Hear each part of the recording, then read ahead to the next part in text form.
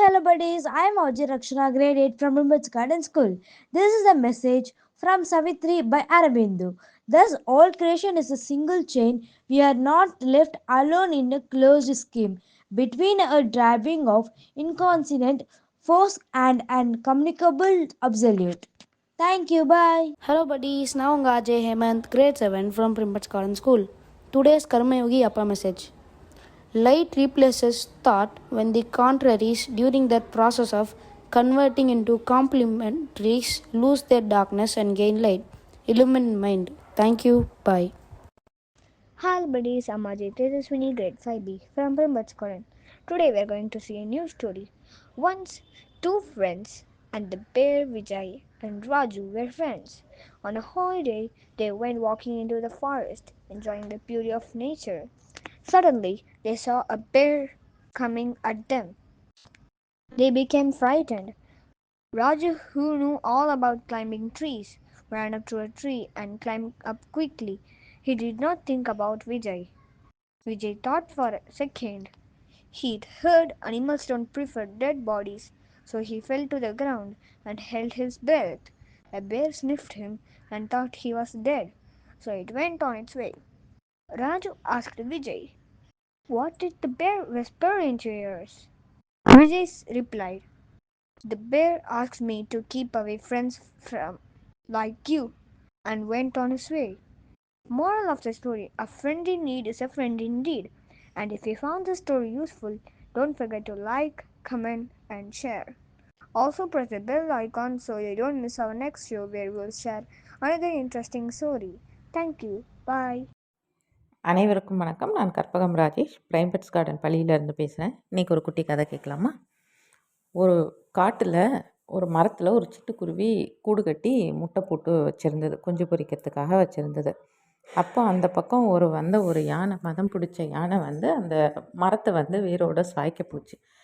அப்போ அந்த குருவி அந்த யானைக்கிட்ட கெஞ்சுது, இந்த மாதிரி நான் முட்டைலாம் இருக்குது இந்த கூட்டில், நீ எதுவும் பண்ணாத இந்த மரத்தை அப்படின்னு சொல்லும்போது, அந்த யானை குருவி பார்க்க ரொம்ப சின்னதாக இருக்குல்ல, நீ என்ன சொல்லி நான் கேட்குறது அப்படின்னு சொல்லி அந்த மரத்தோட கிளையை உடச்சிட்டு இது பண்ணிட்டு போயிடுது. ஸோ அந்த கூடு கீழே சரிஞ்ச உடனே குருவி ரொம்ப அழுதுட்டு இருக்குது, மனசு கஷ்டமாக என்ன இப்படி ஆயிடுச்சு அப்படின்னு இருக்குது. யானை உடச்சிட்டு போயிடுச்சு. அப்போது அந்த பக்கமாக அந்த மரங்கொத்தி பறவை அந்த மரத்தில் அதுவும் இருக்கும்.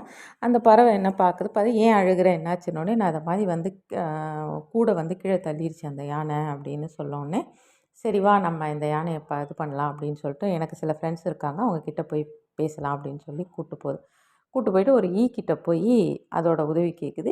சரி நான் உனக்கு உதவி பண்ணுறேன்னு சொல்லுது. அப்புறம் அந்த சிட்டுக்குருவி, மரங்கொத்தி, 3 பேர் என்ன பண்ணுறாங்க, ஒரு தவளைக்கிட்ட, அதோட ஃப்ரெண்ட்ஸ் ஒரு தவளை இருக்குது, அதுக்கிட்டேயும் போய் கேட்குறாங்க, சரி வாங்க அந்த யானை இப்படி தான் பண்ணுது, நம்ம அதுக்கு ஏதாவது ஒரு பாடம் புகட்டலாம், நம்ம ரொம்ப உருவத்தில் ரொம்ப சின்னதாக இருக்கிறதுனால அதுக்கு ரொம்ப கேலியாக போச்சு அப்படின்னு சொல்லி 4 பேரும் ஒன்றா சேர்ந்து இது பிளான் பண்ணுறாங்க. அப்போது ஒரு நாள் அந்த யானை தண்ணி குடிக்கலாம் அப்படின்னு சொல்லி தாகத்துக்கு தேடி போயிட்டுருக்கும்போது, இந்த மரங்கொத்தி என்ன பண்ணுது, மரத்தில் அதை கொத்தும் இல்லையா, அழகை வச்சு கொத்தி அந்த தூள் வரும்ல, தூள், அந்த மரத்தூளை என்ன கொண்டு காற்றுல இது பண்ணி யானையோட கண்ணில் போட்டுருது. யானையோட கண்ணில் மரத்தூள் விழுந்தோடனே அதுக்கு கண் சரியாக தெரியல, கண்ணை மூடிட்டு ஒரு மாதிரி இங்கேயும் எங்கேயும் தடுமாடுது. அந்நேரம் அந்த யானையோட காதுக்குள்ளே போயிடுது.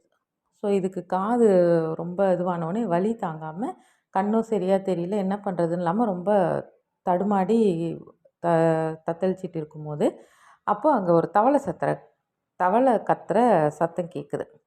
அந்த சத்தம் கேட்ட உடனே, சரி தண்ணி இருக்குது போல், நம்ம முதல்ல தண்ணி குடிச்சிட்டு தண்ணியை கொஞ்சம் கண்ணில் வச்சு கழுவலாம் அப்படின்னு சொல்லிட்டு போகுது.